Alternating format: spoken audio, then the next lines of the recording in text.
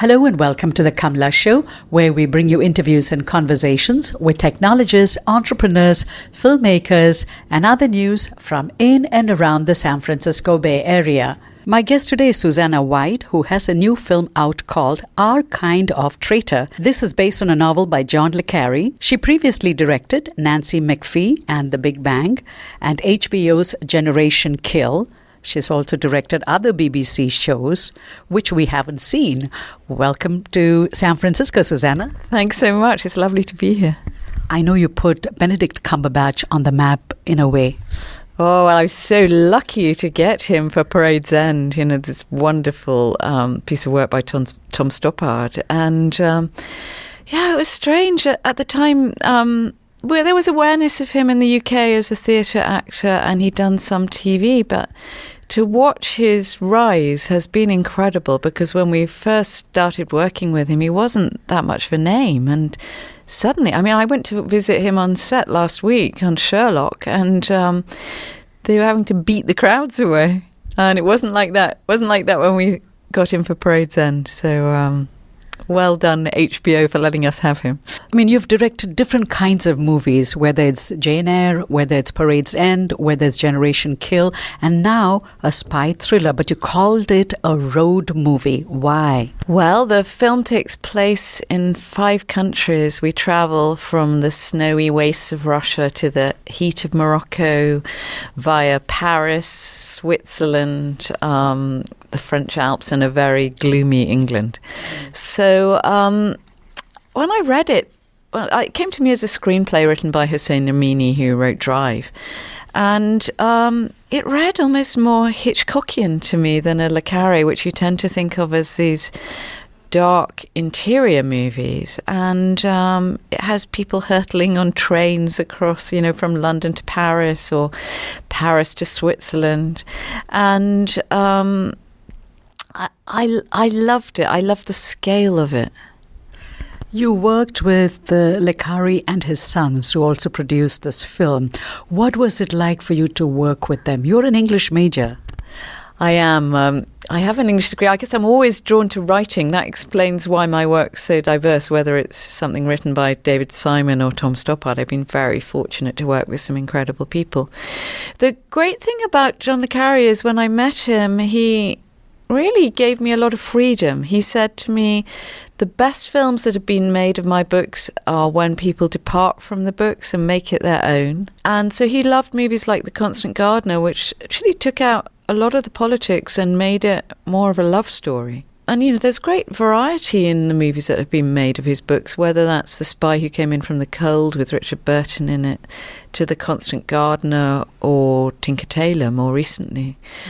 So setting out to do it, I really thought I have to listen to my own inner voice and make my version of a le Carre. So 2 of his sons were involved as producers. One of them was on the shoot with us, Stephen. There's also another producer who's very key called Gail Egan, who'd been a producer on The Constant Gardener. So I had the 2 of them supporting me through it. But actually, it was great. When I made Bleak House, I couldn't go to Charles Dickens and say, what did you mean by this character saying so-and-so? It's great in many ways to have a living writer involved. How did you depart? Where would we see your stamp in the movie? I think what I brought to it was one of the things that really appealed to me was it's so contemporary. And it's a portrait of a modern marriage. So we find Ewan McGregor's character at the start of the movie feeling a bit lost. His wife is earning more money than he is. She's a very successful lawyer. And although he'd be the first person to say he believes women should be out in the workplace equal with men, when it happens to him, he's a bit of a lost soul. He's feeling slightly emasculated. He doesn't know quite what his role is. So part of the story of the movie is a marriage that's in trouble at the beginning because, like many modern couples, they're trying to define who they are in this new generation. And he learns who he is by going on this incredible journey with an unlikely person who's a completely testosterone-fueled, 100% macho Dima, mafia money launderer, played by Stellan Skarsgård. And through this unlikely friendship, Ewan really discovers who he is. And so that's what attracted me. And in many ways, it's an examination of what it's like to be a man in 2016. And I think you did it very well, because Ewan McGregor does a very good job of feeling uncertain, emasculated, you mentioned. The film is about Ewan McGregor and his wife, Naomie Harris, who are in Marrakesh, and they meet Dima, played by Stellan Skarsgård, and that's where the thrill begins. He acts as a go-between between this mafioso, Russian mafioso, and MI16. And you brought in somebody from Homeland. I did. I brought in the wonderful Damian Lewis to play Hector, who's working for the British Secret Service. He's a complicated character. His bosses are telling him they don't want to get involved in the case. And he lies to the people in charge of him by saying, oh, he's not getting involved, when actually he is. And so he puts Ewan and Naomie's characters into this very dangerous situation by setting off across Europe with the Russian mafia, with really no backup at all from the British Secret Service, even though they think they've got the British Secret Service behind them. So it's a complicated moral situation. And, I think you're asking yourself as you watch it, well, where does morality lie here? Because it turns out that the mafia guy has got more sense of right and wrong in some ways than the British establishment. So it has all that le Carre moral ambiguity about it. What does our kind of traitor mean? Well, I think it turns out that that Stellan Skarsgård, Dima, is our kind of traitor because he betrays the mafia to give the establishment the secrets that they need. And in some ways, Damian is the traitor too, in that he betrays his bosses to do what's morally right and stop this dirty mafia money being set up as part of the British establishment with a bank which they're trying to form in London. So there are a lot of different versions of traitors in the movie. That's an interesting one. I was wondering, what does our kind of traitor mean as I was watching the movie? Yeah, it's complicated. And then the real traitors as well are the people who are the MPs who are corrupt, the members of parliament who are taking bribes in order to allow this bank to be set up in London. So the people who appear to be good actually aren't, and the people who appear to be bad turn out to be good in some way. How did you get Stellan Skarsgård to act as Dima? He is charming, he is dangerous, and he's kind, and he has the ability to switch on and off those emotions. Well, I knew there was only a handful of actors in the world who were capable of doing that. When I met John le Carre early on, he'd actually met someone in Russia who Dima's character was based on. And he's a wonderful mimic. He could almost have been an actor if he hadn't been such a great novelist. He started acting out the character, and I knew I needed a very special actor with enormous charisma and power, but humanity and warmth, but who you could believe could be very violent. And I've been a fan of Stellan really since I saw him in Breaking the Waves, and I knew he could do all those things. So I got on a plane to Stockholm to try to persuade him to come and be in it. And I had a nervous 24 hours where he thought about whether he'd take the part, and then I got the message that he'd do it. Because I'd worked with his son, Alexander, before, actually, on Generation Kill, so there was a family connection. And Alexander very kindly told him he ought to work with me. I was so relieved when he said yes, because I knew what a very special actor he was. And how did you get Anthony Don Mantle, who is the camera person? Fantastic camera work. We recognize him from Slumdog Millionaire. Again, I knew I wanted Anthony, and he was shooting for Ron Howard in The Heart of the Sea at the time when I was trying to get him. And he was shooting very long days. And I said, I'll come to the set. I'll just sit on the set and talk to you about it. And finally he agreed he'd meet me in a pub in Notting Hill. And it was the end of a very long day. And I brought all these huge photo reference books of how I saw the movie. And he said he was interested. And then I did a lot of flying on this, trying to persuade people. I flew to Copenhagen, where he lives, to follow up, to just really try to secure him. And I went and had dinner with him and his wife in Copenhagen. And then he agreed to do it. And then the third really key person was the designer, Sarah Greenwood, who'd done Anna Karenina and Atonement. and I managed to lasso her as well. She actually lives in London, so it wasn't like I was getting on a plane. But I was very, very lucky with the heads of department. I have some outstanding people on the movie. I love the color palette. I love the opening scene, and I was wondering, what is this? You know, the opening scene, I'm not going to give it away, but the color palette was fantastic. Talk to us about the hidden cameras that Mantle used during the filming of Our Kind of Traitor. Right. Well, one of the things that really interested us was how we're all now in a world where we're constantly being watched, where there are a lot of surveillance cameras. So Anthony's amazing at multiple format shooting, ranging from the movie opens with a slow motion sequence, which we shot at 2,000 frames a second on a Phantom camera, to tiny little cameras, which we hid. I mean, he developed them on Rush when he worked with Ron Howard, hiding them inside the engine of the car. And so we had cameras all over the place, and sometimes I didn't even know till I got the dailies that Anthony had put cameras in places. He was always wiring things in one place and another. But I think it's key to look at the film. He did an incredible job. And then the other person is Tariq Anwar, who has an India connection. I read that he was born in Delhi but now lives in England, and he edited American Beauty, The Good Shepherd, and The Lady in the Van. Tariq is one of the great editors in the world, and I was so lucky to have him. He has amazing instincts, I think, and brought a lot of technical skill and warmth and humanity to the editing of the movie. So I absolutely adored working with Tariq. Let's go to this. How does an English major develop an appetite for action films? You know, you develop this appetite when making Generation Kill for HBO about a U.S. reporter embedded with the U.S. Marine Corps during the 2003 invasion of Iraq.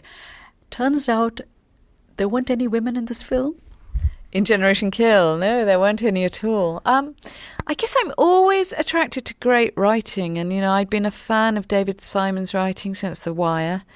And I wanted to work with him. And I've done a lot of very different stuff in my career. And I think that explains I wanted to work with David Simon. When Tom Stoppard did an adaptation of Parade's End, I wanted to work with one of the world's greatest playwrights.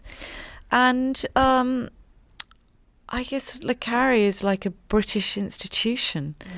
And he's a really intelligent and clever writer.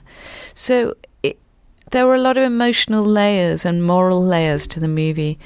And that's what drew me to it. Also, I think Ewan's character, Perry, is an English professor. He's teaching T.S. Eliot. And I fought hard to keep that in him. I would have executives say, should we just make him like a more straightforward teacher? We don't need all this literature in the movie. And I loved the idea that he was teaching The Wasteland and that there are lost souls walking over London Bridge. And he was referring to Dante. And so we kept some highbrow in there. But there's a lot of... hopefully there's a lot of entertainment as well. Let's go back to your childhood. You were 8 years old, you went to a BBC studio and you saw how a camera operates, and your love story began then. You got an 8mm camera, which a lot of other filmmakers have gotten, and that's how they made their profession. But they got a break early on. Christopher Nolan, Spielberg, right. They all. But you had to wait a long time. And what was ironic is you studied at Oxford, got a Fulbright to study film at UCLA, go back to BBC, and I think you were denied twice, I think. I worked in documentaries for a while, and it was hard for me to get onto the drama directing course. I literally remember someone saying to me in the interview, "What makes you think you can control 100 people?" And I said, "What makes you think I can't control 100 people? Why shouldn't I be able to do that?" And I think, there weren't many role models of women who'd done it before. And we have this situation of a ridiculous shortage of female directors, I think, because it's undeniably harder to get to do it, or it has been. Anyway, I hope it's going to change. I'm very involved in a campaign in Britain to get more women directing. I think the world's a richer place for it. I think, to have sensibility of what's 50% of the population. The audience are 50% women, so why shouldn't the directors be 50% women? It's been a strange aberration that, partly because I think it's a freelance industry which hasn't been monitored very much, that has happened. And I think we'll have better films for it, the more women who direct. You got a break, ironically, from a woman at BBC who was put in charge of commissioning freelance content for BBC. Would you like to talk about her? Because she seems to have given you the break, which led to a film being made on Philip Larsen. That's right. So there was... she was actually the controller of BBC Two. Her name was Jane Root. I'd worked with her when I was making documentaries because at that time she'd been an independent producer and she'd produced a film which I made. And I said to Jane, I'm getting so frustrated. I really want to make drama and I just can't get a break. And I'd made a short film, but that wasn't leading to opportunities in long form. And she said, well, I think I can come up with £200,000 for you out of the arts budget. Could you make a drama for £200,000? And I said, yes, of course, like having no clue how I would be able to do that, but wanting the opportunity. So I went to another amazing producer called Tony Garnett, and together we sat down and we got a great screenplay and actors who wanted to be a part of it. So really that changed the landscape for me, Jane creating that opportunity. How does one say yes? You got the budget, which is a rare thing for a filmmaker to get a budget. You said yes, but you didn't know how you're going to make it. What gave you the courage or the power or the insight to say, I can do it? Help me understand, because there could be people in similar situations who may back off by saying, no, I can't do it. Well, I think anything's possible if you believe in the dream enough. And I just I rang up Fujifilm and said, I'm going to make this wonderful thing. I've got Eileen Atkins and Hugh Bonneville, who we know from Downton, and Tara Fitzgerald. I've got these incredible actors. I want to shoot on film, but we haven't got enough money. And Fuji donated film stock for us to do that. We also got lucky. Sometimes the gods are on your side. We had a big sequence which was shot at Christmas time, and we couldn't afford period vehicles on the streets. And the day we were meant to be filming, Christmas Day, it snowed in London. So I was able to shoot great big street scenes because all the vehicles were covered in snow and you couldn't tell that it wasn't the 1960s. And so someone was smiling on us when we made that movie. Resilience is something that you keep talking about in your different interviews.